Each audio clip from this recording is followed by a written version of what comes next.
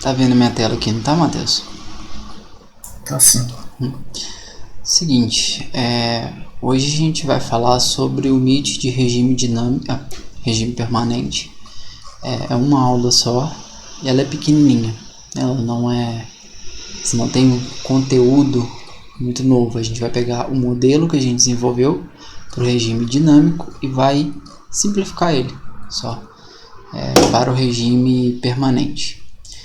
Então, só dando uma recapitulada, o nosso desenvolvimento até então foi do modelo em regime dinâmico, onde eu considero as variações de fluxo, aquela coisa toda. E no final na última aula, né, mostrei para você, acho que era só você que estava aqui mesmo, mostrei o código desse modelo de regime dinâmico. E passei até esse trabalho 1 aí, que vale 50% da nota. Nesse código aí a gente viu todo passo a passo, né, que a gente fez na modelagem, e para considerar aquelas variações de fluxo, a gente pegou o método lá de Runge-Kutta de quarta ordem e aplicou ele ao nosso MIT, perfeito? Com isso a gente fechou tudo do regime dinâmico, não ficou nenhuma pendência para o regime dinâmico. No final da aula a gente analisou aquelas curvas características, né, de torque no tempo, de potência no tempo, energia no tempo, e vimos a magnetização da máquina, vimos os transientes da máquina quando se adiciona carga. E essa aula aqui a gente vai particularizar aquilo que a gente viu. Ok? Vou falar isso daqui a pouquinho. Antes de seguir, só trago aqui o resumo da nossa modelagem da última aula, assim, do modelo que a gente viu. Então nós modelamos tensão de estator, tensão de rotor, fluxo enlaçado de estator, fluxo enlaçado de rotor. Com isso chegamos nas expressões de potência mecânica, aplicando aquela massa de controle, você lembra? Então aplicou a primeira lei da termodinâmica naquela massa ali de controle, e por dedução e lógica, né, a gente viu que sobrou um termo lá que só podia ser potência mecânica. Através daquele termo, tiramos a potência mecânica em si, e com a potência mecânica, a velocidade mecânica, né, do nosso eixo, a gente consegue o torque eletromagnético. Então, aqui está a expressão do torque que a gente desenvolveu. Essa expressão ela é particularmente bonita para nós, porque ela caracteriza o acoplamento do mundo elétrico com o mundo mecânico, ok? Passando pelo mundo magnético, certo? Então a gente definiu também a velocidade mecânica em função da velocidade de giro do nosso ímã de rotor, e definimos a nossa aceleração do eixo, que é tirado pela segunda lei de Newton. Então esse aqui é o modelo que a gente fechou, só para dar aquela maciada na cabeça. E hoje o que a gente vai fazer? A gente vai desenvolver o modelo MIT, aí vamos aplicar de novo balanço de potências, pegar a potência mecânica, com a potência mecânica eu pego o torque eletromagnético e fecho o modelo inteiro. E mostro no final, aí já não é no slide, mas mostro o código para vocês. Seguinte, em regime permanente a gente tem uma restrição para o rotor e uma restrição para o estator. Em regime permanente, toda variação de fluxo ela vai ser nula. Você não tem fluxo variando. Então, seu sistema já atingiu o regime permanente, toda variação de fluxo no tempo é nula. E isso daí a gente vai pegar todas aquelas equações e analisar, considerando que a variação dos fluxos enlaçados, né, são nulos. E ponto final. Só isso. Então, baseado nessa premissa, né, de regime permanente, em que não há variação do fluxo no tempo, a gente pode aplicar essa restrição na equação 1. Então, a gente vai aplicar aqui, ó. Essa parcela da equação 1 vai ser 0. E essa parcela aqui da equação 2 também vai ser 0. Ok? Só um instante. Com isso, Matheus, a gente pode pegar e simplificar mais o modelo ainda, porque, olha só, aqui a gente tem uma derivada do fluxo no tempo. E o que é o fluxo? É isso daqui. Como isso daqui a gente sabe que é 0, só sobrou o fluxo aqui, explicitamente. Então a gente vai pegar ele, o fluxo, por exemplo, o fluxo de estator, substituir nessa equação 1 da tensão de estator. Vamos pegar o fluxo de rotor, substituir nessa equação 2, que é a tensão de rotor. Ok? Quando a gente faz isso, e é exatamente isso daqui que eu falo no slide, pegando a restrição e pegando o fluxo, substituindo a equação 1, isso para estator. Pegando a restrição e o fluxo de rotor, substituindo na equação 2, que é a tensão de rotor. A gente vai ter essas tensões, a equação dessas tensões em regime permanente. A equação delas está aqui na equação 9, para estator. Tá vendo que não tem aquela derivada? Agora tudo fica mais direto. E o fluxo a tensão de rotor está aqui, representada. Essa substituição eu creio que você não vai ter dificuldade de enxergar, né? Somente peguei essa parcela, coloquei aqui. Peguei essa parcela, coloquei aqui.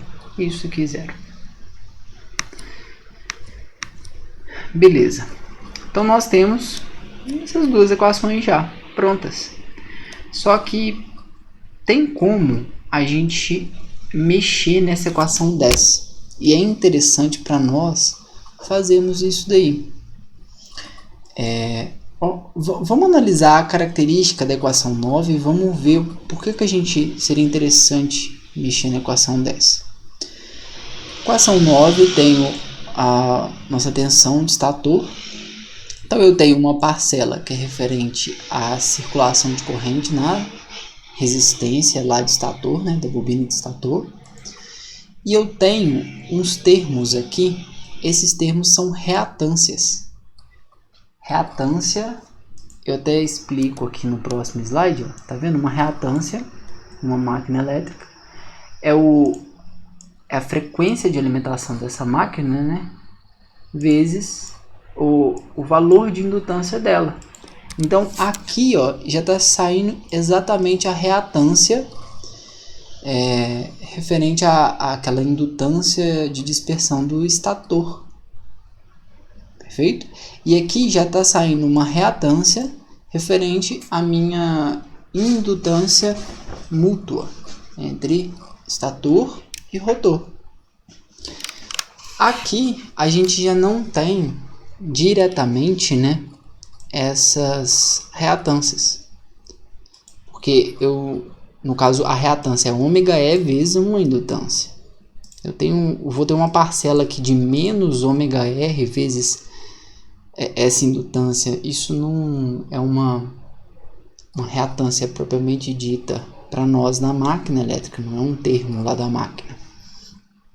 Então a gente vai reescrever essa equação 10 a fim de colocar essa reatância em evidência, a fim de deixar aqui ômega-E vezes o LR e ômega-E vezes o M, certo? Para isso, Matheus, a gente vai utilizar o escorregamento. Você lembra que lá na primeira aula da nossa disciplina de máquinas elétricas parte 1, eu dei uns vídeos e eu expliquei, mostrei a questão do escorregamento. Inclusive, caiu sobre esse escorregamento na nossa prova, nosso testinho 1 lá de máquinas parte 1. E aqui eu volto a falar dele. Isso daqui é o nosso escorregamento. É a velocidade do meu ímã de estator menos a velocidade do meu ímã de rotor. Isso daqui vai me dar um número em RPM, radiano por segundo que seja. Quando eu divido aqui pela velocidade do ímã de estator,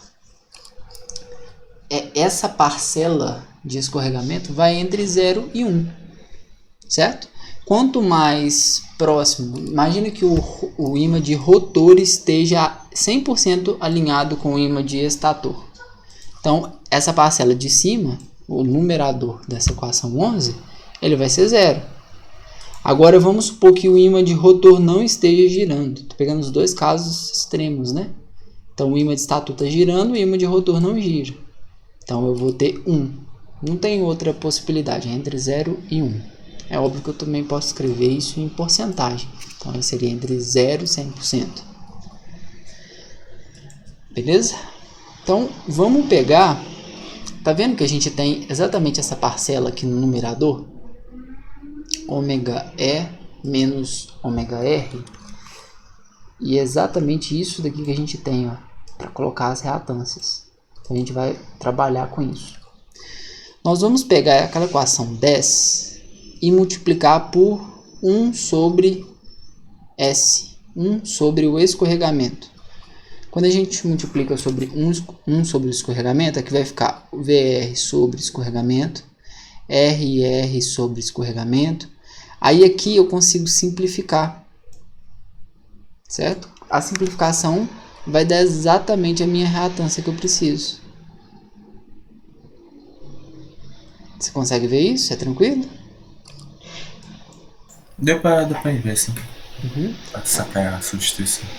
A conta é bem simples mesmo, é só tipo, isso. 1 sobre S vai dar ômega E sobre ômega E menos ômega R. Então, ômega E sobre ômega R vai cortar, né? Vai sobrar só o ômega E.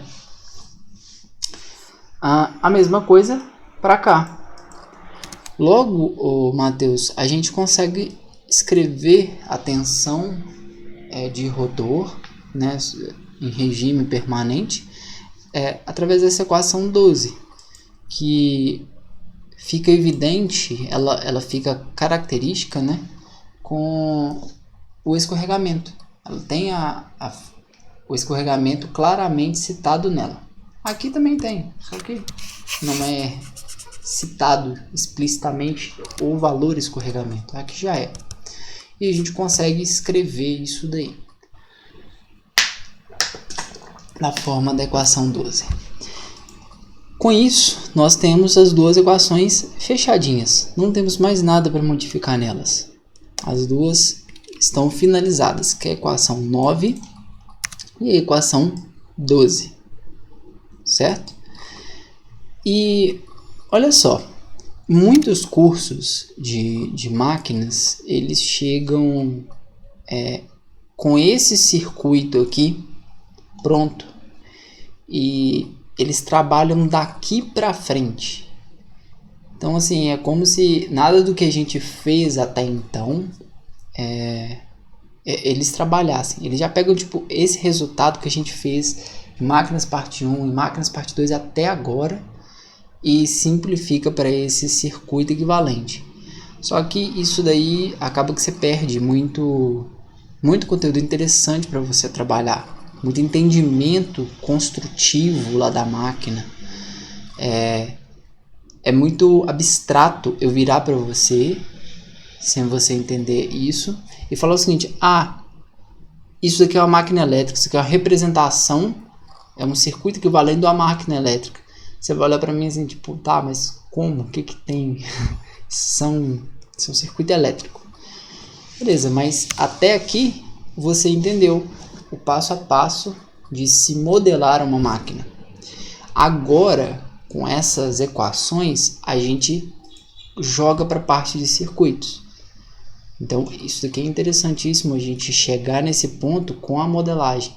Isso tem muito ganho com essa modelagem, para um entendimento do que realmente você está fazendo. Aí, entendeu isso, você consegue representar facilmente as suas equações que você modelou nesse circuito equivalente. Perfeito? quem ensina só o circuito equivalente, infelizmente perde aquela análise MIT em regime dinâmico. Eles não conseguem ver aquelas oscilações, nosso transiente. Isso aqui já está em regime permanente. Eles acabam perdendo isso. Mas tem muita gente que ensina só o regime dinâmico, o regime permanente. Ok? Então, vamos pegar essa equação e vamos analisar ela lá no circuito. Eu posso escrever um circuito. Isso daqui você consegue ver que é uma máquina elétrica, certo? A tensão de estator de uma máquina elétrica. Isso daqui é claramente, imagino que seja claramente, espero que seja claramente para vocês. Todo o nosso desenvolvimento e falar assim, olha, aqui eu consigo ver uma máquina elétrica.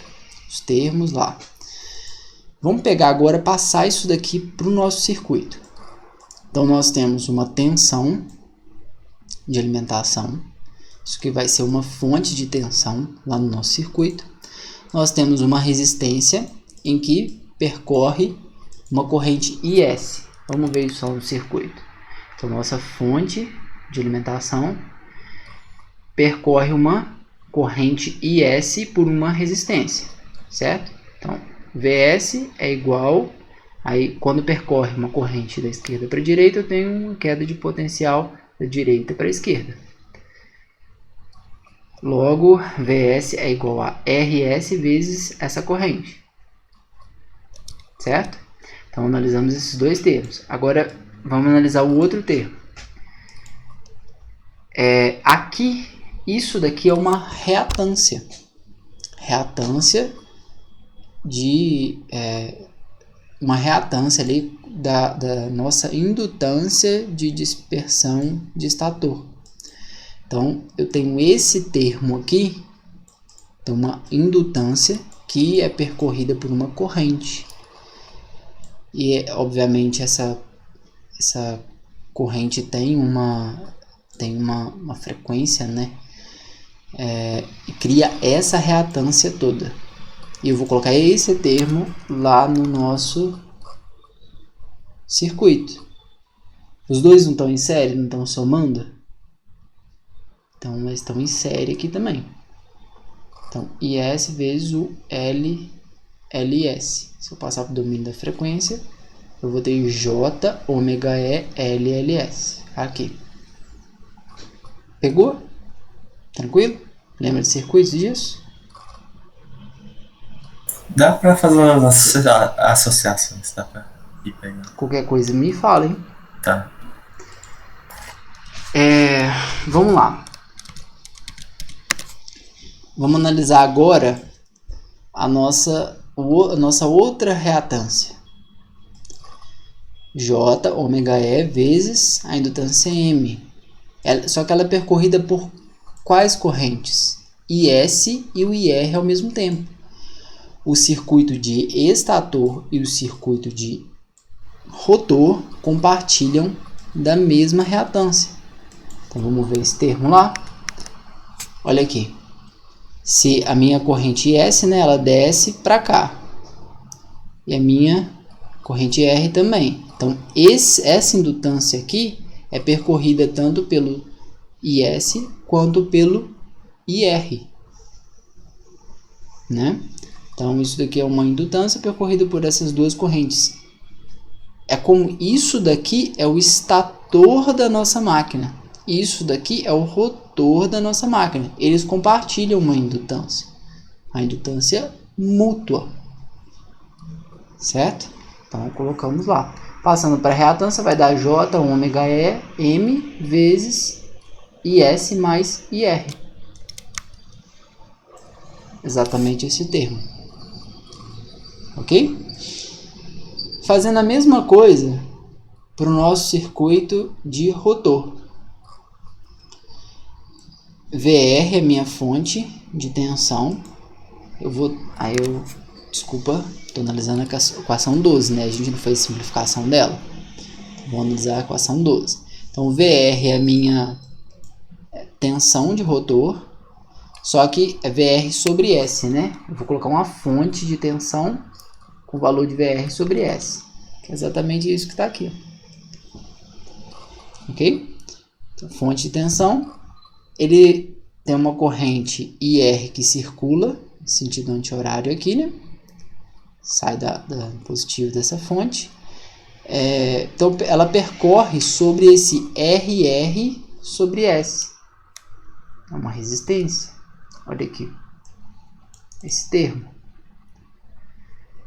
A mesma coisa. Nós temos uma reatância que é percorrida pela nossa corrente IR. Vamos ver esse termo. Uma reatância que é percorrida somente pela nossa corrente IR.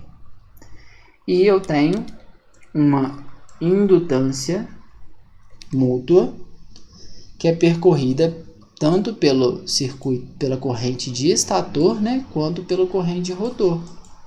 É uma indutância que é compartilhada entre o estator da máquina e o rotor da máquina, que é exatamente essa mesma análise que a gente fez lá para o circuito estator. A partir da modelagem, você consegue ver essa transformação de um circuito eletromagnético para um circuito equivalente. Ficou claro todos os termos? Você quer que eu repita alguma coisa? Agora ficou bem mais claro. Agora que você pontuou, tipo assim, passo a passo, o que cada elemento estava na equação, deu para entender bem como é que E fechou funciona bem isso. na sua cabeça, fechou direitinho, não fechou? Sim, sim, deu para ver o circuito, a malha, como é que ela comporta e como é que passa para a equação. Sim, então tá joia. Digamos assim, esse circuito é uma máquina elétrica? Não é, mas ele é uma representação fiel de uma máquina elétrica. Se ele tem proporcionalidade, né, entre os parâmetros são, digamos, são reais da máquina, o que eu fizer com esse circuito eu consigo induzir na minha máquina elétrica. Então, eu consigo fazer na minha máquina elétrica. Tipo assim, eu fiz uma transformada, né, aqui em uma máquina e coloquei isso aqui num circuito equivalente. Agora, nossa análise vai ser toda em cima desse circuito, porque circuitos elétricos são coisas que a gente domina muito mais fácil, né? É muito amplo o nosso conhecimento de circuitos elétricos. Então, toda a nossa análise fica muito simplificada quando a gente vai para um circuito equivalente. Ok?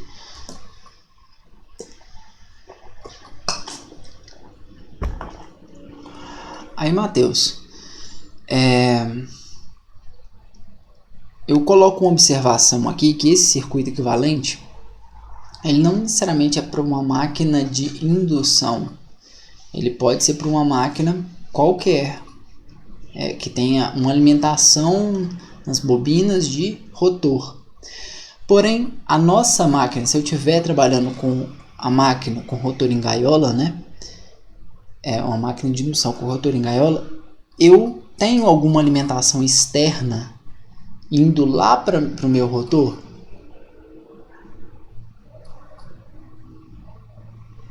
Tem? Aí você me pegou, eu não lembro como é que é essa questão. Como é que o estator cria um ímã? Tá, você fala no caso, então, aquele sistema dele gerar uma tensão no rotor e isso causar uma corrente que gera o ímã? Que gera isso, exato. Então assim, o nosso rotor ele não é alimentado, certo? Ele é induzido um ímã lá no nosso rotor, mas eu não chego com uma fonte de tensão e coloco ela no nosso rotor. Você lembra dos anéis? Você por um acaso lembra desse tipo de motor com anéis de contato? No caso dos anéis no bobinamento ou aquele... Do rotor, eu vou te mostrar porque eu acho que você está confundindo. Você está bem seguro de falar. Eu não estou sentindo isso, aí melhor eu te mostrar aqui, ó. Olha só, máquina de corrente alternada. Eu tenho uma máquina síncrona. Essa máquina síncrona tem já os ímãs instalados, né? Eu posso ter uma máquina síncrona, só que não sendo ímãs, mas eu colocando anéis de contato aqui e alimentando esse rotor. Nesse caso aqui, essa máquina só é alimentada pelo estator. Ela cria um ímã de estator e o rotor ele já tem ímãs permanentes, nesse exemplo. Então, o ímã criado de estator gira o que já existe no rotor, certo? Mas se eu não tiver um ímã criado no rotor, quais são os métodos que eu tenho para fazer? Eu posso alimentar o meu rotor, que aí é o chamado, dei o exemplo aqui de máquina brushed, com escovas, né? Vamos ver aqui. Quando eu vou alimentar o meu rotor. Nesse caso é uma máquina DC, não tem problema. O que eu quero te mostrar é que o rotor, tá vendo? O rotor tem alimentação também. Mas essa aqui não é a melhor. Tá vendo? Ela tem umas escovas aqui. Anéis de contato. Motor. Deixa eu ver.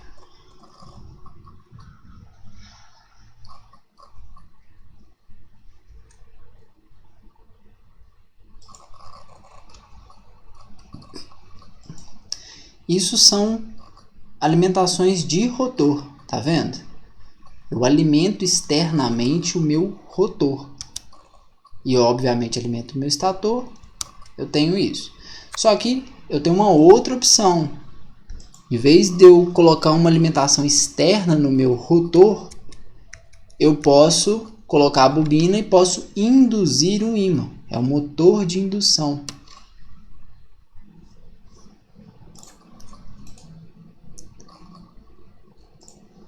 Qual que é esse daqui?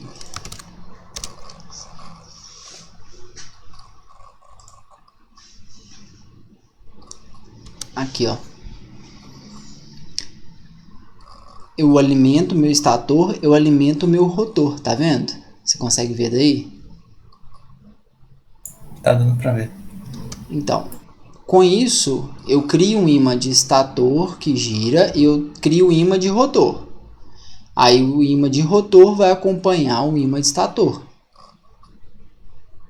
Olha lá, eles vão alinhar.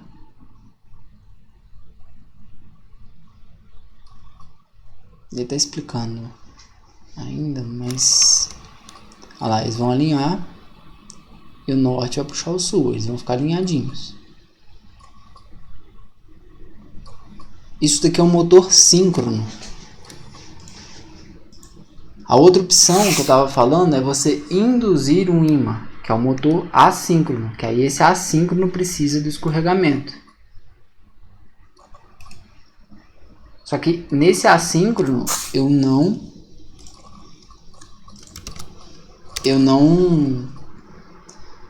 alimento o meu estator, o meu rotor. Eu induzo um ímã nele. Deixa eu ver se... Tá vendo? Isso é um rotor em gaiola. Parece uma gaiola de esquilo. Eles chamam de gaiola de esquilo mesmo. Então meu ímã de estator tá rodando. Ele vai induzir um ímã de rotor, que vai acompanhar, digamos assim, vai girar também, produzindo torque na máquina. Essa história toda foi para lembrar que é o seguinte: num ímã de rotor em gaiola, nós não alimentamos o rotor, porque o ímã lá é induzido, ele não é alimentado. Então, isso daqui para a máquina de indução com rotor em gaiola de esquilo, isso daqui é zero. Isso aqui funciona como, quando a fonte de tensão é zero, ela funciona como um curto-circuito. É como se não existisse, isso aqui fosse um único fio. Ficou claro? Você quer que eu explique mais? Pô, sim, deu pra entender. Pegou? Uhum. Então tá. Essa historinha toda foi só para isso. Quando arrotou em gaiola, isso aqui é um curto-circuito. Essa fonte de tensão não existe. Você não alimentou o rotor da nossa máquina. Com isso, o Matheus, a gente fez o desenvolvimento desse modelo e a gente consegue tirar as potências, os torques, tudo desse circuito equivalente. Qual que foi a metodologia que a gente utilizou para tirar as potências? Lá no modelo MIT regime dinâmico. A gente pegou a potência elétrica, desenvolveu ela e foi falando o seguinte, olha, eu sei que tem que ter potência térmica, achei os termos de potência térmica. Eu sei que tem que ter a potência magnética, achei os termos de potência magnética. O que sobrou são os termos de potência mecânica. Você lembra que foi essa metodologia? Ou você quer que eu abra aqui e te mostre? Se não for dar muito trabalho pra fazer essa pequena revisãozinha, que eu tô meio um pouquinho perdido nessa parte. Tá.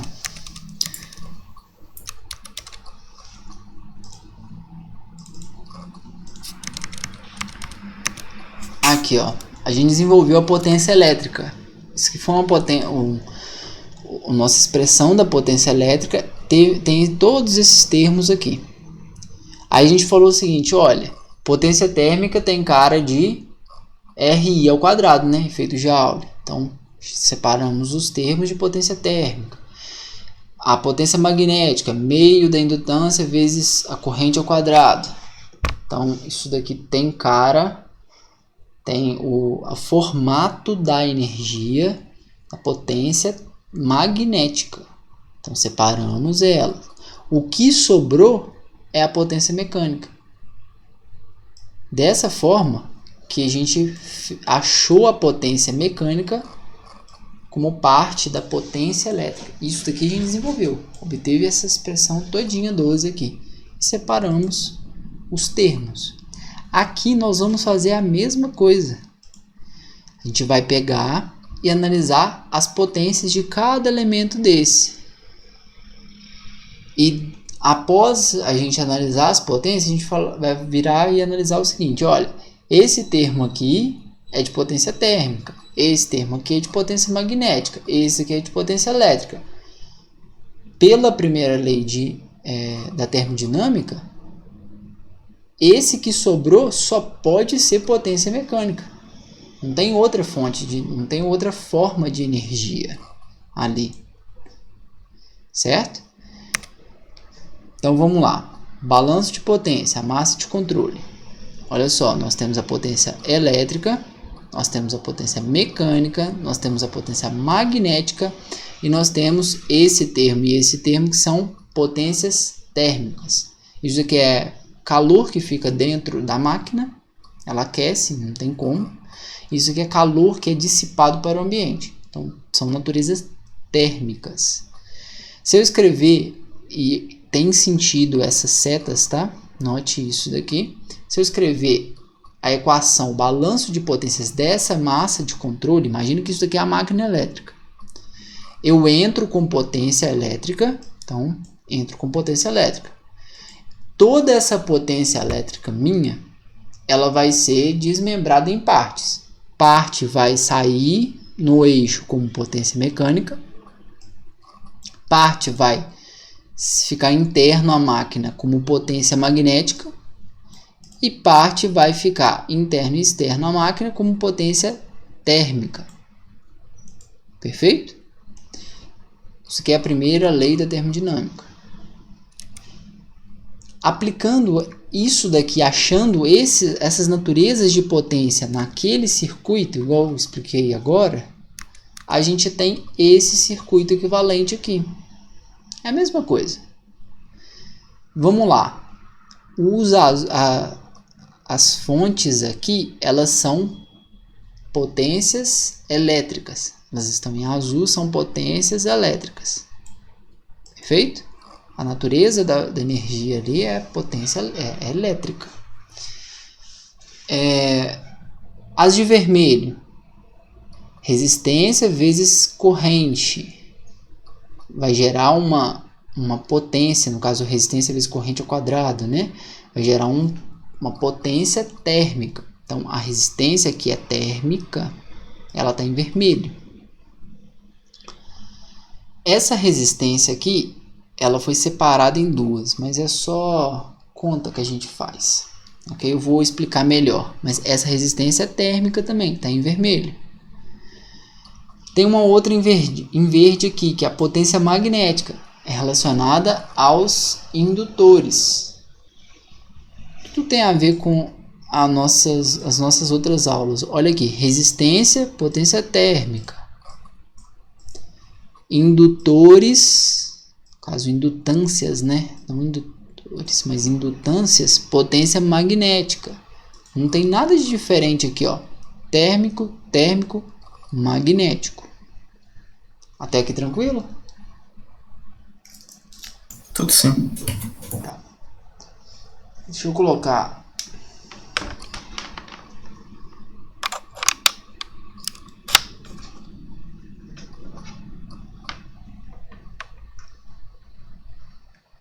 a mesa aqui que eu vou. Aí você vai virar para mim e falar o seguinte: ué, mas esse termo tá engraçado, né? Porque antes era só RR sobre S. Olha só. Resistência de rotor sobre escorregamento. Aí eu desmembrei em dois. Aqui a conta é simples também, mas vamos fazer ela. Eles estão em série. Se eu somar esses dois aqui, vai dar o quê? Tem que dar aquele RR sobre S. E vai dar RR mais RR menos S sobre S. RR mais RR sobre S menos RR S sobre S. Isso aqui é 1, né?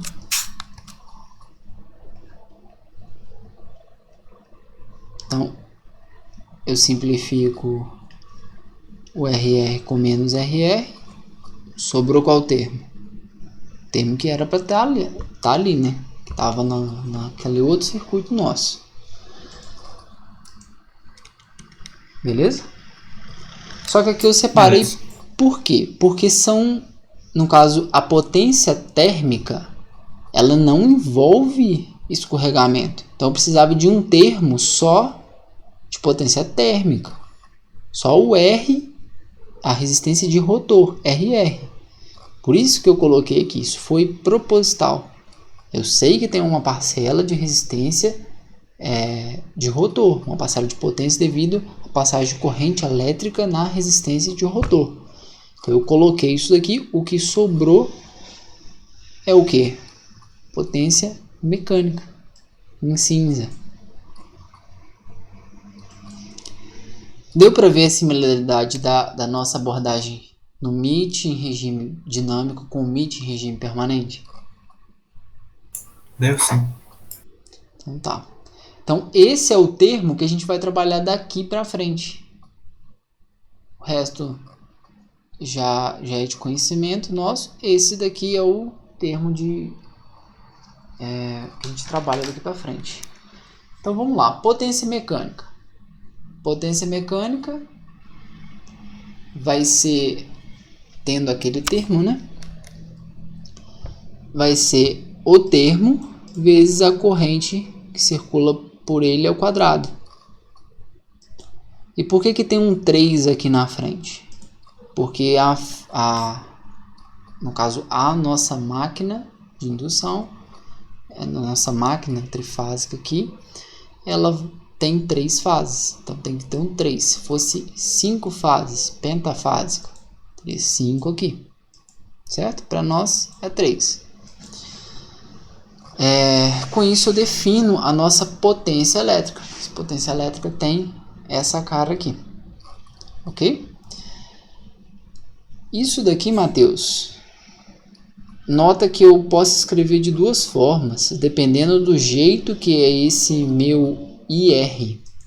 Se meu IR for eficaz, ou seja, for o valor RMS, eu tenho essa expressão 14. Se o meu IR, eu trabalhar o valor de pico nele, né? Então, o valor de pico é o quê? É o eficaz sobre é o eficaz vezes raiz de 2, né? Então, eu tenho que raiz de 2 ao quadrado vai dar 2. Deixa eu só ver uma coisa.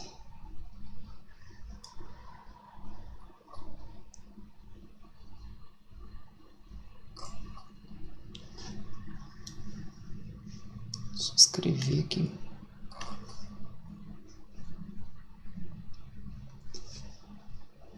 Vamos lá, eu tô com o IR de pico, beleza? Só que o IR de pico, na verdade, tipo assim, toda a nossa expressão tem que ser com o IR RMS, eficaz. Então, IR, se eu trabalhar de pico, eu tenho que dividir por raiz de 2. Perfeito? Só que isso daqui está elevado ao quadrado, não tá? Elevado ao quadrado, elevado ao quadrado. Aí vai me dar o IR de pico sobre 2. Por isso que tem um 2 aqui.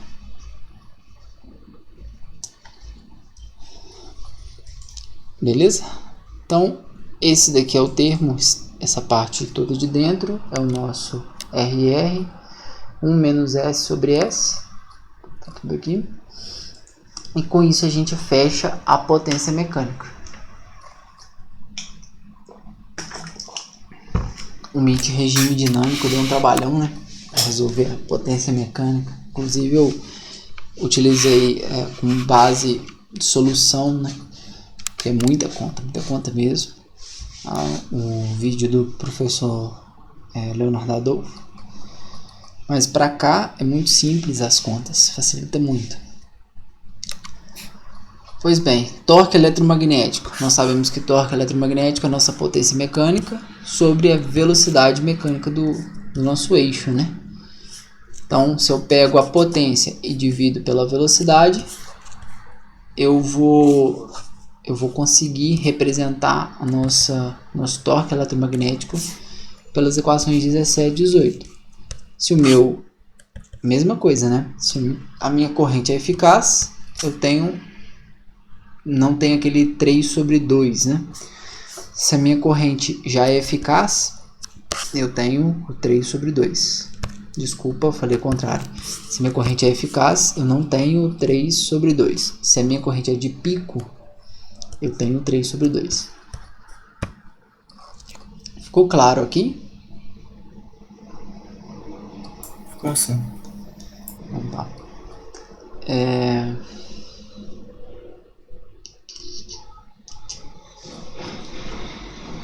Beleza.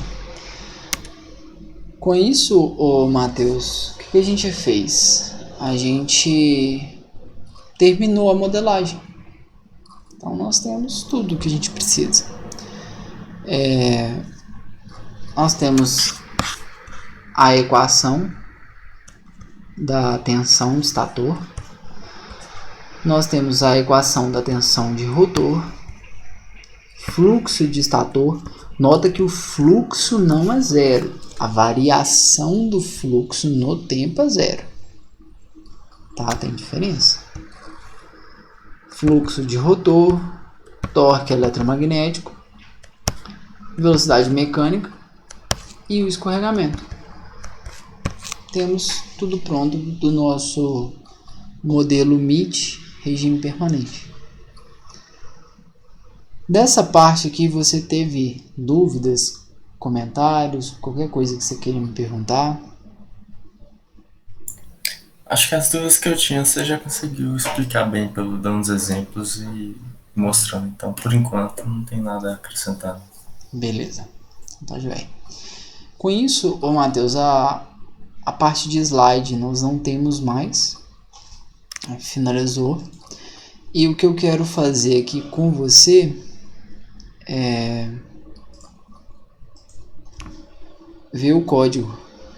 Eu tenho um código para a máquina em regime permanente e eu quero rodar ele com você.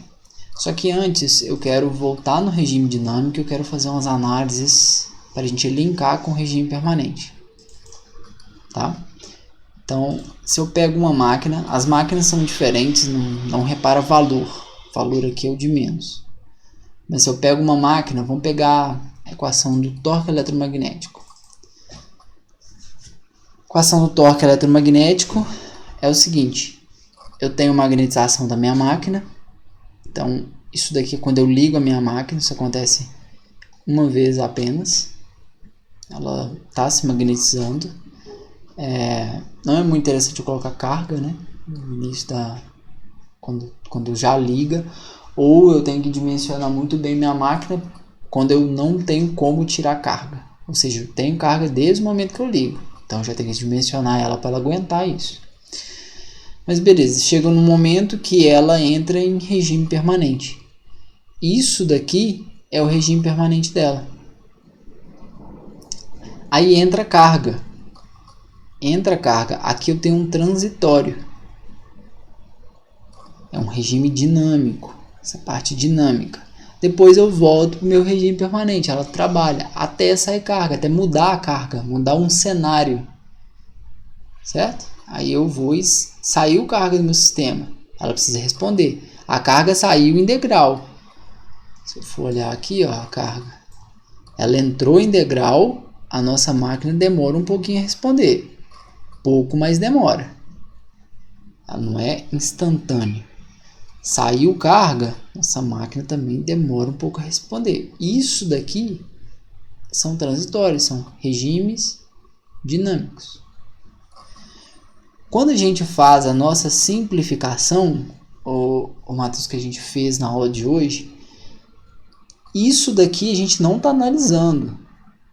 Nem pensa, não confunda, por favor, não confunda as coisas. A gente está pegando, por exemplo, um ponto de operação que já está em regime permanente, está aqui, ó, por exemplo. Você não vai nem pensar em analisar no tempo, com aquele modelo MIT, regime permanente de hoje, uma variação dessa. Isso não existe. Ficou claro essa diferença? Onde que a gente está trabalhando no regime permanente aqui? Aqui, aqui, nunca aqui. Aqui tem variação de fluxo. Aqui tem variação de fluxo no tempo. Aqui tem variação de fluxo no tempo.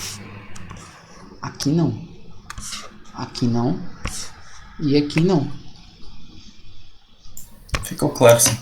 Deu pra entender que realmente aquilo lá é uma aplicação exclusivamente para esses momentos. Beleza. Deixa eu só ver uma coisa. Não tem um fluxo aqui não. No estado. Não tem não. Não tem problema não. Então, Matheus, pegando um ponto em regime permanente, nós vamos fazer a análise dele. Aqui não tem nenhuma novidade comparado ao código anterior. Você tem os dados de placa do nosso motor, que é informado. Isso daqui a gente mede através de ensaios a vazio e rotor bloqueado, né? Coisa que a gente vai ver em laboratório de máquinas. A gente não tem mais que inicializar aqueles vetores, né? Não tem variação de fluxo, então os vetores não têm que ser inicializados, eles nem entram em conta. O nosso modelo fica muito simplificado. Então aqui são apenas inicializações básicas, mesmo, um pouquinho coisa. O passo do nosso cálculo, do nosso looping for, No caso aqui eu vou explicar direitinho, mas é a velocidade inicial e a velocidade final do nosso sistema. E isso daqui é aquele contador lá de posição de vetor. O que a gente vai analisar no MIT em regime permanente? A gente vai analisar o seguinte: a curva do torque em função da velocidade, a curva de potência em função da velocidade. Você lembra que antes, no dinâmico, a gente analisava essas coisas em função do tempo? Agora, a gente analisa essas coisas em função da velocidade, certo? E eu analiso a característica da minha máquina.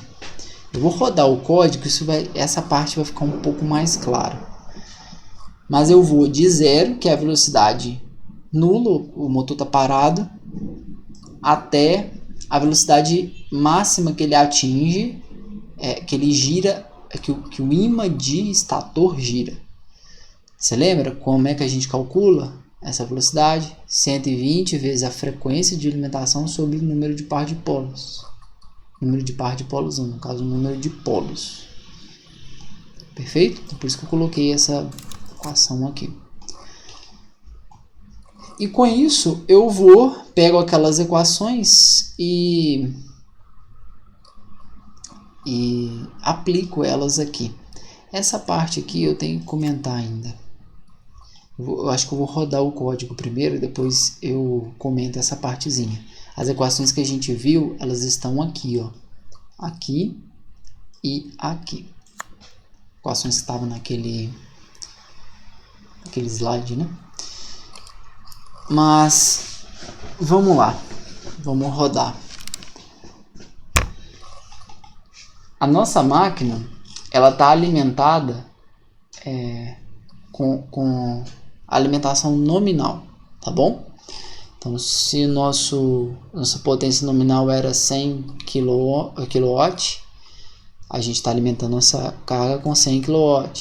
Nossa alimentação era 440 volts de linha RMS. A gente está alimentando isso. Então, assim, a gente está com alimentação nominal, ok? Para esse cenário. Vou rodar ele e depois eu vou complementando o código. Eu vou te explicando. Aqui, ó, é a nossa curva de torque eletromagnético. O que ela analisa, Matheus? Pensa comigo. Potência mecânica não é torque sobre velocidade? Se eu tenho ali que a potência ela vai ser nominal, ela vai ser fixa. Eu estou em regime permanente, então eu estou alimentando fixo.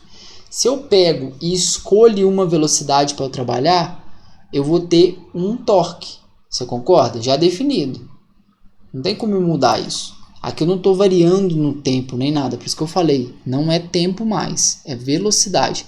Então, se eu escolho trabalhar em 600 RPM, eu não consigo mais torque ou menos torque do que esses 211 Nm aqui. Você entendeu? Aqui é um regime de operação, aqui no caso é uma faixa de operações que eu posso escolher trabalhar com a minha máquina. Só que eu vou trabalhar em todas? Não, de forma nenhuma. Eu trabalho uma, eu estou no regime permanente. Eu escolho um ponto de operação, trabalhando em 1000 RPM. Qual que é o torque que eu consigo em 1000 RPM alimentando a minha máquina de forma nominal? Eu consigo torque de 313,4 Nm, ponto final. É esse meu regime de operação. Não adianta eu tentar ter menos torque, eu tentar ter mais torque. É esse torque. Ficou claro, Matheus? Ficou sim. Então tá. Então, com isso, se eu tenho potência constante, né? Se eu vario a minha...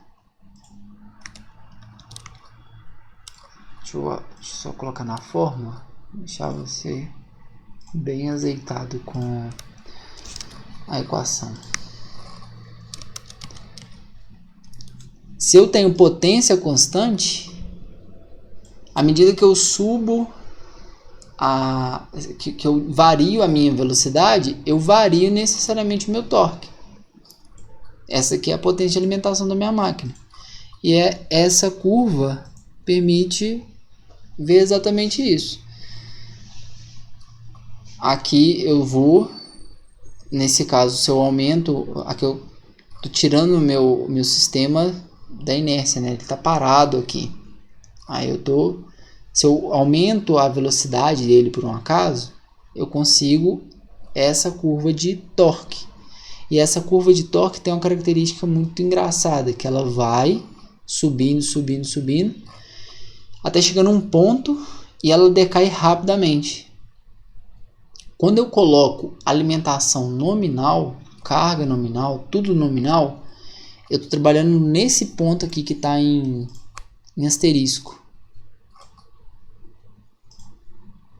Tá vendo?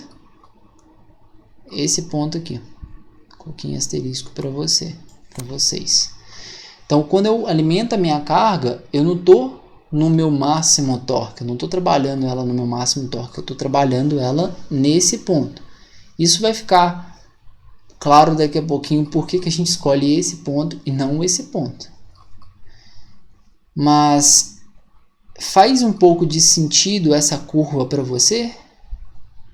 Você consegue tirar alguma análise por enquanto? De acordo com o que eu já falei?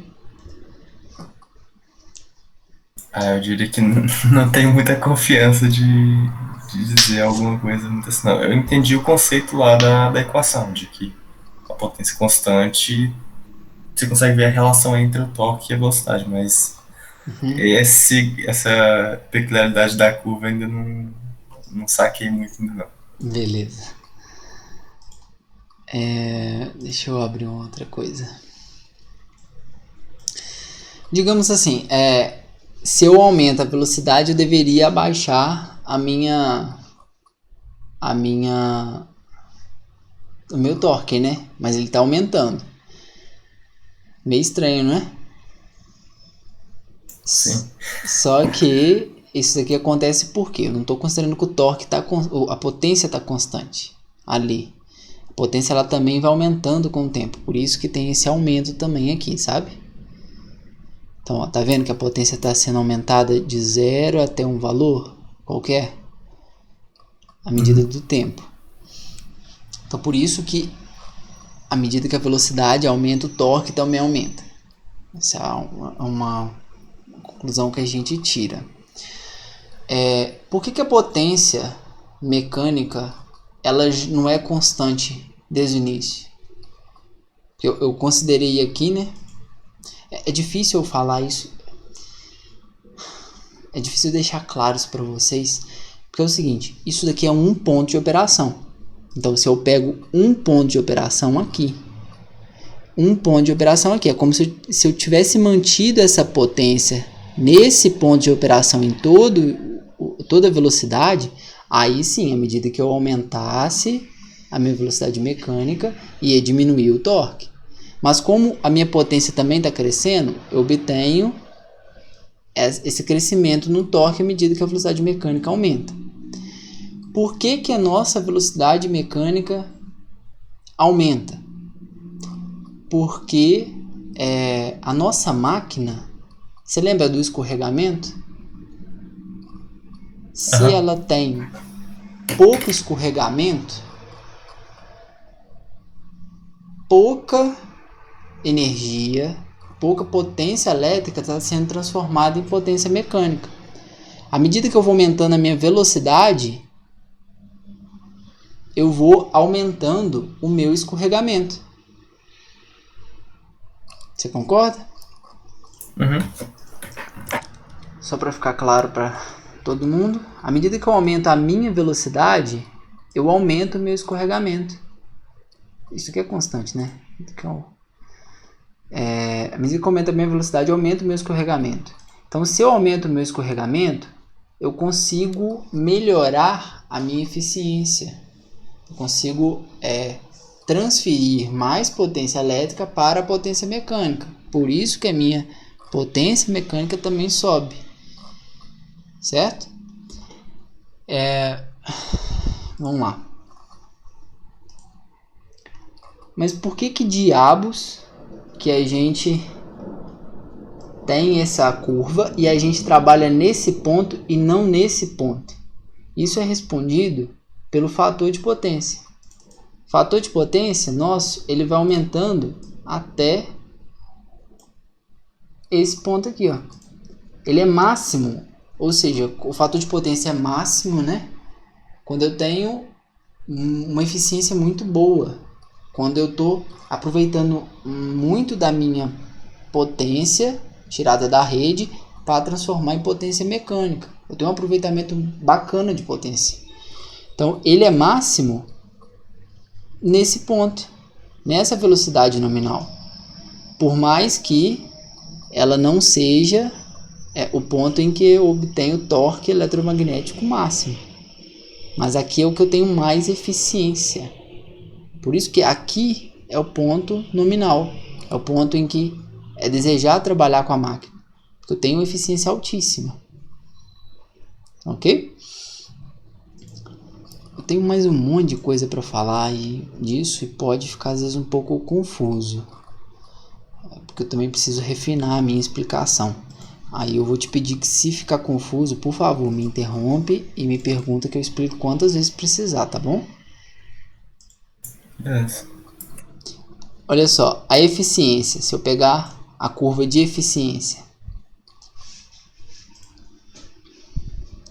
esse aqui é meu ponto nominal. Olha a eficiência que tá, 0,9859, 98,6 basicamente por cento, né, de eficiência. É muita coisa. Pega um motor de indução, vê se você consegue isso. Nunca. Então, assim, esse ponto nominal é o que tem máximo fator de potência, tem eficiência muito alta mesmo. Vou falar que é a máxima não, mas é muito próximo da máxima. Ok? Agora deu para entender mais ou menos o porquê do ponto de operação nominal da máquina ser aqui e não aonde o torque é máximo? É assim, tipo, o objetivo é realmente, você não tem que pegar maior torque, maior velocidade, realmente só usar da maneira melhor a energia que você está usando no motor. Você não tem que ter ele trabalhando Exato. pra tudo. É até interessante, né? Porque, por exemplo, imagina se uma máquina tiver especificada e por um acaso acontece qualquer coisa na linha mecânica, na planta que agarra. Essa máquina, ela tem condição de desenvolver mais torque. Você pode até utilizar isso. Não é muita vantagem você ficar utilizando isso durante muito tempo, porque sobreaquece o sistema. Mas você tem essa possibilidade. A máquina, olha só, aqui a gente está trabalhando com 537, aqui com 1500. Ela consegue desenvolver, tipo assim, 3 vezes o torque nominal dela. Você especifica a máquina elétrica para trabalhar no torque nominal. Mas olha só, ela conseguiu desenvolver 3 vezes o valor nominal dela. É óbvio que isso tem danos, né? E eu quero te mostrar eles agora. Por quê?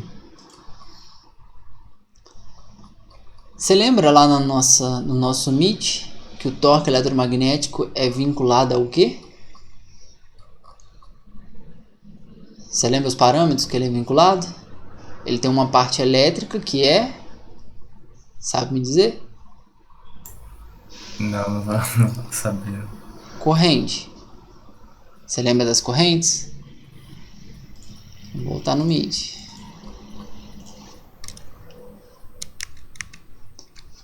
Torque eletromagnético.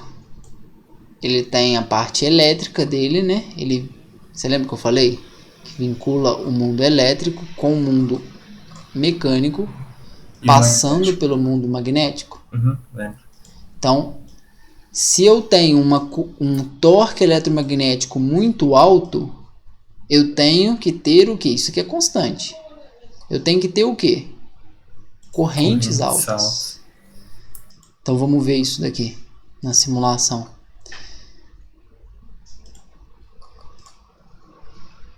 Fator de potência.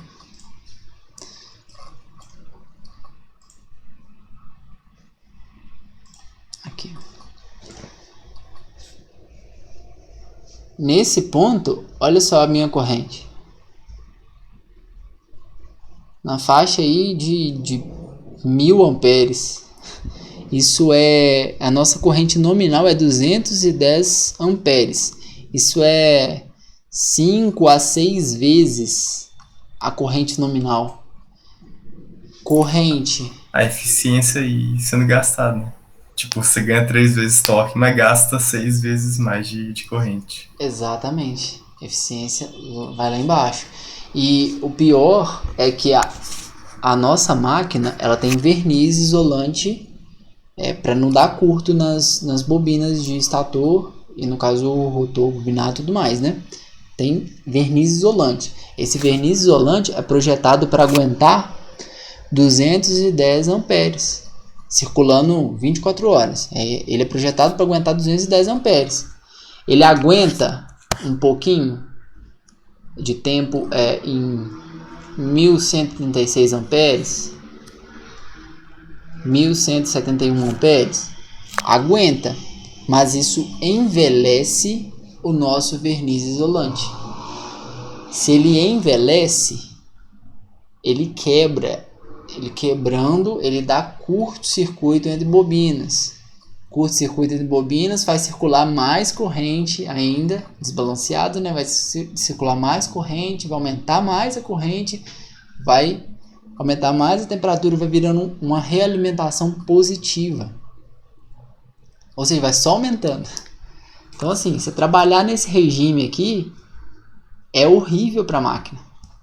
E nesse caso aí de curto que você falou, pode acontecer da máquina ficar meio desequilibrada, tipo assim, realmente perder o controle dela e dar algum defeito no mecanismo que ela tá atuando? Sim, olha só. Sim, você tem a resistência de... Imagina, a resistência estator. Tem tantas bobinas, há tantas espiras em uma bobina, perfeito? Geralmente, quando o verniz quebra, você dá curto-circuito entre espiras. Só que você já encurtou um caminho. Imagina uma espira aqui e outra aqui. Se você der curto-circuito, você não vai ter esse caminho todo que a corrente vai ter que passar. Ele já vai passar daqui para cá. Você está vendo meu dedo? Tô sim. Você entendeu que já encurtou, já diminuiu a resistência? Uhum. Só que das outras fases, diminuiu a resistência? Não. Isso vai causar um desequilíbrio entre as fases. De tensão. Só que aí, olha só. Isso daí aí vai vir um efeito em cascata, né? Você já modificou a resistência, que causou um desequilíbrio de tensão. Esse desequilíbrio de tensão, ele vai fazer, no caso, aumentar a corrente naquela fase que está desequilibrada. Se aumenta a corrente na fase desequilibrada, aumenta a temperatura por efeito de Joule, que vai quebrar mais o verniz isolante, que vai dar curto em mais espiras. Logo vai chegar um momento que vai estar uma bobina com muitas espiras em curto-circuito e vai gerar tanto calor que vai começar a danificar outra bobina. Aí vai dar curto-circuito entre bobina e bobina. Só que cada bobina não está ligada numa fase, aí é fase com fase. Na hora que dá isso, cara, você dá um curto-circuito da máquina, você pode queimar o seu núcleo ferromagnético e dar dano permanente. Ela simplesmente queima, para. Pegou mais ou menos o raciocínio? Sim, dá pra ter uma imagem bem real assim agora desse caso. Então é basicamente essa bostaiada toda que acontece. Mas é isso.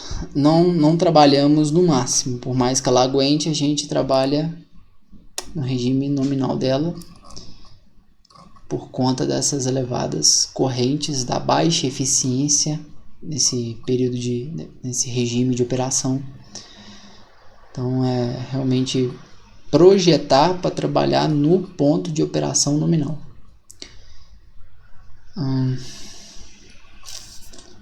Eu acredito que eu tenho mais uma coisa só para falar desses gráficos.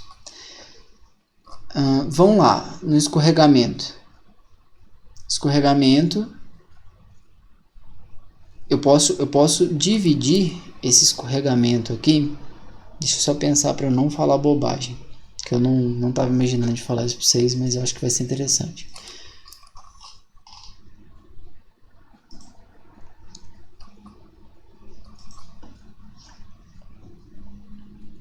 Cadê o negócio?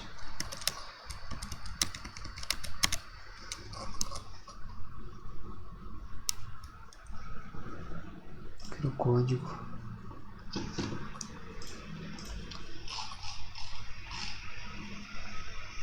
Rapidinho, tá, Matheus? Tá, isso daqui é o ômega E mesmo.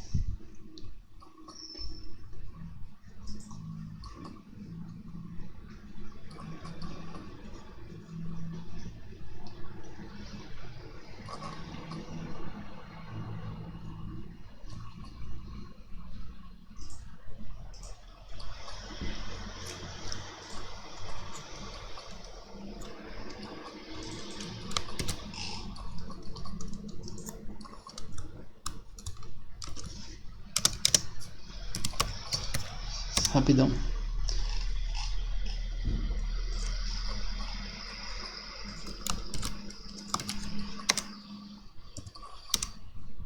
Isso. Não vou falar bobagem mesmo não.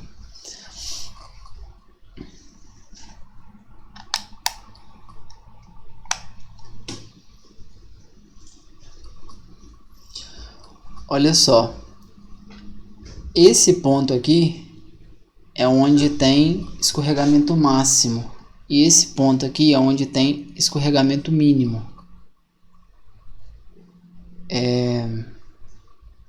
Nesse caso aqui, a nossa máquina, ela começa, digamos assim, se eu analisar o escorregamento, trocar ali a velocidade mecânica, não trabalhar com velocidade mecânica mais, mas trabalhar com escorregamento. Quando o escorregamento é máximo, eu vou estar dando muitas voltas no meu ímã de estator e poucas voltas no meu ímã de rotor, porque está escorregando demais. Certo? Certo. Seria, no caso, como se o termo lá do escorregamento da velocidade de rotor fosse tendência a zero, então, né? Para considerar que o escorregamento máximo seria quando a subtração lá tende a zero. Isso. Tipo uma análise. Basicamente, isso. É isso mesmo. Aí, no caso, então, pro escorregamento mínimo, que é lá no outro ponto, seria realmente mais velocidade de rotor do que... Mais o quê? Mais a velocidade mais próxima da velocidade de estator também, né, no caso. Isso, exato. Você conseguiu ver isso, então. Feliz com isso. Para quem às vezes não viu, vamos analisar essas duas equações. Olha só, eu estou modificando isso daqui, né?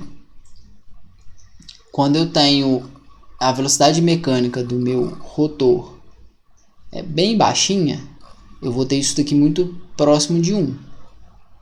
Perfeito? Quando eu tenho a minha velocidade mecânica já bem alta, eu vou ter, digamos, isso daqui menos isso vai dar quase 0. Então eu vou ter aqui 0. Então aqui é 1, aqui é 0. Isso ficou claro para você, não ficou? Ficou assim. Tá. Então, quando eu tenho a minha velocidade mecânica muito baixinha, quer dizer que meu rotor está escorregando demais, está dando muitas voltas de estator e quase nada é transformado em giro no rotor, no ímã de rotor. Quando eu vou aumentando a minha velocidade mecânica, eu vou chegar num momento, Júlio, eu vou chegar no momento em que eu tenho uma velocidade que vai me produzir um torque máximo. É óbvio que tem aquelas questões, né, de ter uma corrente muito elevada, baixa eficiência. Mas depois desse momento começa a cair, e começa a cair muito rápido. Por quê? Porque essa velocidade de rotor, ela está se aproximando demais da velocidade de estator, do ímã que eu falo. Sempre que eu falo assim é o ímã. O ímã de rotor está aproximando muito do ímã de estator. Eles estão quase ficando em sincronia. Só que se a gente analisar num motor de indução, os ímãs podem se alinhar? Nesse caso não, porque aí não vai ter a questão de o polo de um puxar o polo do outro para gerar o movimento do rotor, seria isso? Isso. No caso, eu preciso furar, né? Não é nem... Acho que dá para refinar essa explicação. O caso todo aí é que... Porque é o seguinte, o polo norte do estator puxa o polo sul do rotor numa máquina síncrona. Isso daí acontece. Entende? Eles ficam em sincronia, eles giram com a mesma velocidade angular. Porém, aqui no caso é o seguinte, se o meu ímã de estator gira muito, no caso o meu ímã de rotor gira muito próximo do meu ímã de estator, quer dizer que eu quase não estou tendo variação no tempo do fluxo que perfura as minhas bobinas de rotor. Com isso, se eu não tenho fluxo variável no tempo, pela primeira lei de Maxwell, eu não tenho o quê? Ah, tá. Aí não tem a indução de tensão. Tensão induzida. Entendi. Se eu tenho pequena tensão induzida, eu tenho uma corrente muito pequenininha que vai criar um fluxo de um ímã de rotor muito pequeno. Ou seja, quando isso daqui aproxima disso, rapidamente a minha máquina não consegue mais produzir ímã de rotor. Por isso que cai nessa velocidade. Interessante, né? Muito. Porque, assim, é fenômeno físico ali. Então você não está induzindo tensão, porra, você não tem nenhum fluxo induzido, não tem nenhum ímã criado no rotor. Se você não tem ímã criado no rotor, como é que você gira? Como é que você produz torque eletromagnético? Você não produz, ele cai muito rápido. Daria para, por exemplo, considerar que talvez isso é uma das questões que faz a eficiência aumentar, porque no caso seria como se ele não tivesse que a todo momento estar fornecendo energia para girar o rotor, como se por essa velocidade estar muito próxima, não tem tanto essa indução. Não sei se... Eu não sei. É só realmente uma coisa que me fez pensar. Não tenho nenhuma lógica que dá para associar. Não sei dizer se... Não sei, tipo assim, deixa eu abrir a da eficiência. No caso do fator de potência. Eu não sei se eu entendi a sua pergunta, pra falar a verdade. Tá. É que seria mais no sentido, tipo assim, quando chega nesse ponto em que ela já passou da quantidade ali, que o torque máximo, ele já começa a decair pela velocidade estar muito próxima. Então ele só tem que realmente fornecer energia de tempos em tempos, meio que como se fosse para não... Desmagnetizar? Exatamente, seria isso. Não sei se... Não, porque isso aqui é contínuo, não é, digamos, ele não dá intervalos não, sabe? Eu acho que não faz muito... Posso estar enganado, mas acho que não faz muito sentido isso que você falou. O caso que eu imagino é o seguinte. É aquela coisa... É o período que você está analisando. Por mais que ele decaia muito rápido, não quer dizer que essa região toda já é ruim. Inclusive, o ponto nominal, ele está nessa região de queda. É porque, tipo assim, qualquer variaçãozinha de escorregamento dá uma grande variação no torque, que dá uma grande variação na corrente de alimentação, aquela coisada toda, sabe?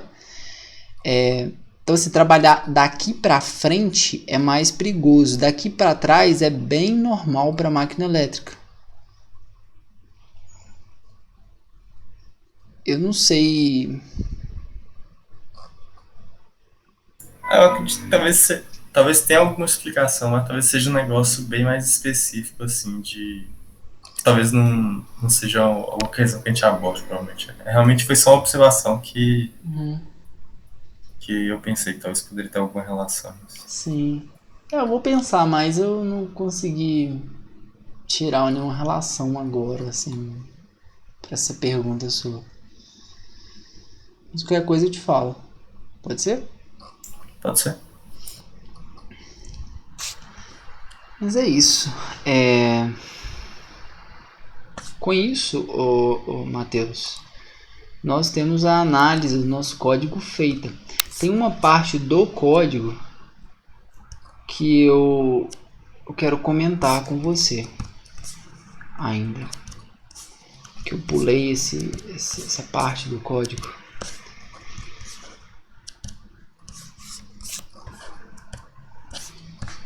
Aqui é o seguinte. Eu pulei essa parte aqui do circuito. Tem outras formas de se fazer, mas uma das mais fáceis é você simplificar o circuito. Você sabe fazer associação de indutância, de impedâncias em série em paralelo. É uma coisa que a gente aprendeu e usa muito em qualquer coisa que a gente vai fazer de elétrica, né? Então é o seguinte, se eu pego esse circuito aqui e substituo por impedâncias, tá bom? Que aí eu vou poder associar uma resistência com uma indutância. Eu posso associar se elas forem escritas na forma de impedância. Você concorda? Uhum. Então, beleza.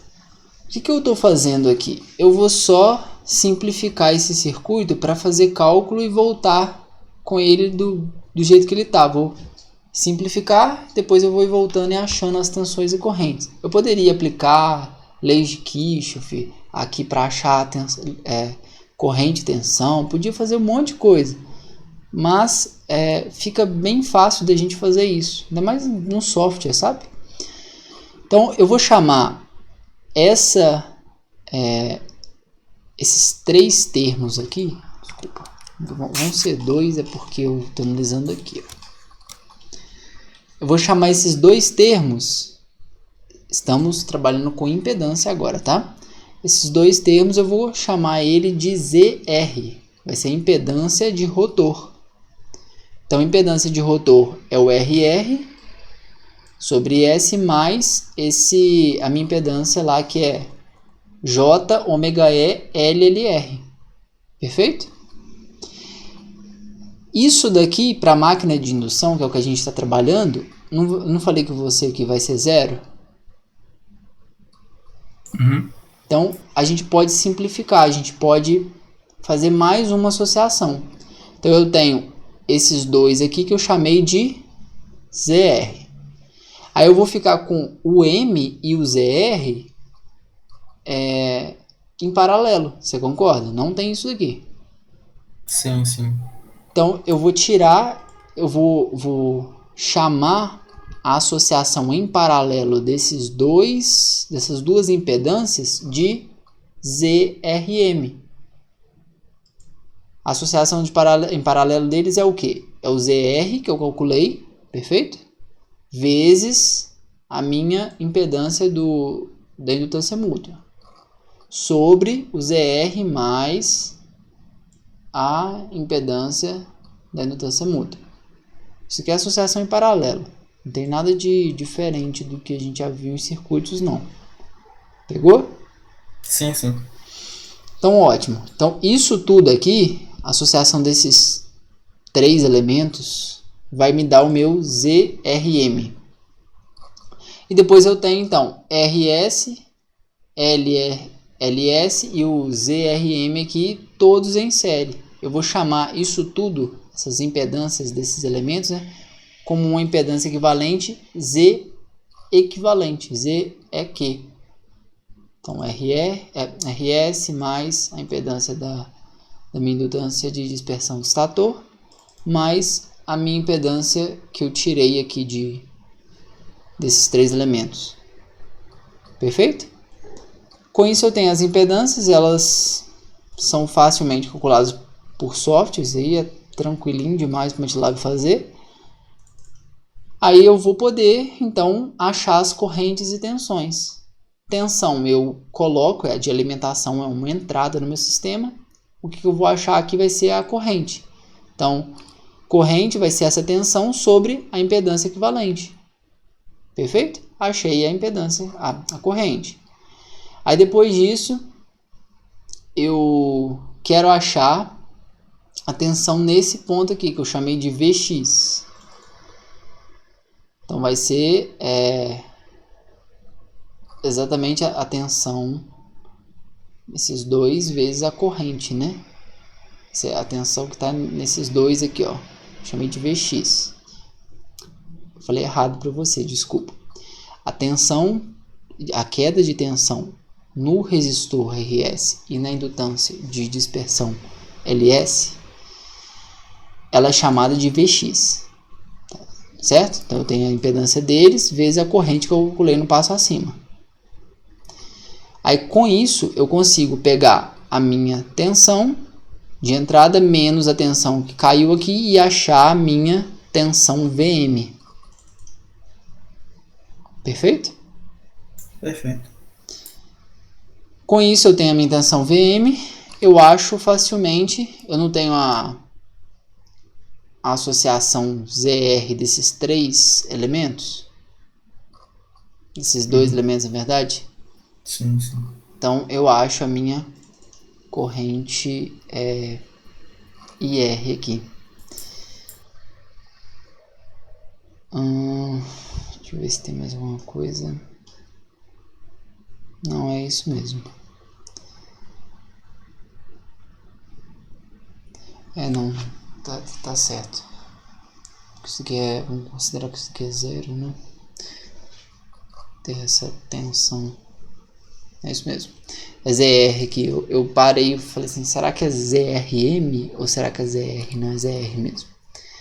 Corrente de rotor apenas. Então com isso a gente consegue tirar os parâmetros que a gente utiliza nessas funções, né, de torque. O torque precisa da corrente R, então eu descobri ela aqui. Obviamente potência mecânica também, tá aqui. Potência elétrica, aí tem o IS. Então é exatamente para isso. Aí essa parte de circuito, você tem alguma dúvida? Não, essa daí realmente já é uma coisa um pouco mais fresca e também deu para ir acompanhando certinho. Ok. Aí com isso a gente pega e salva os vetores, né? Salva a cada passo de simulação, a gente vai salvar o valor aqui do vetor. E depois temos os vetores, só plotamos as figuras e tudo mais, né? Depois que a gente já fez a análise.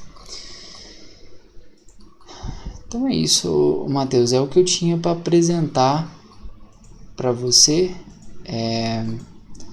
Essa, digamos, é a nossa última aula que eu apresento o conteúdo, né? A próxima eu vou estar aqui, mas vai ser para ajudar na análise dos trabalhos. Deixa eu ver direitinho o nosso calendário.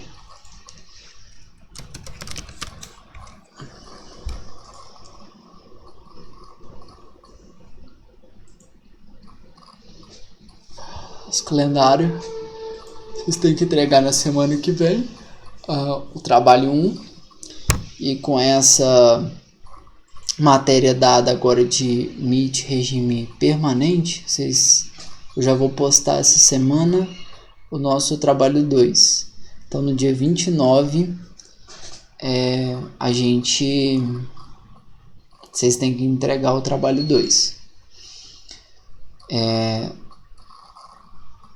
No dia 22, nós temos uma aula. Dia 15, semana que vem, né, vai ser outro feriado aí, nós não vamos ter a aula. Mas vocês têm a entrega e no dia 22 a gente tem uma aula aqui. Eu vou ficar por conta de ajudar vocês esclarecer dúvidas, vou estar aqui para atendimento. Mas não vai ser a apresentação de matéria não, tá bom? Nós finalizamos a matéria que eu tinha que passar para vocês. No dia 29 vocês entregam o trabalho e eu devo estar aí também para esclarecer alguma coisa. Eu vou marcar direitinho, vou deixar explícito lá,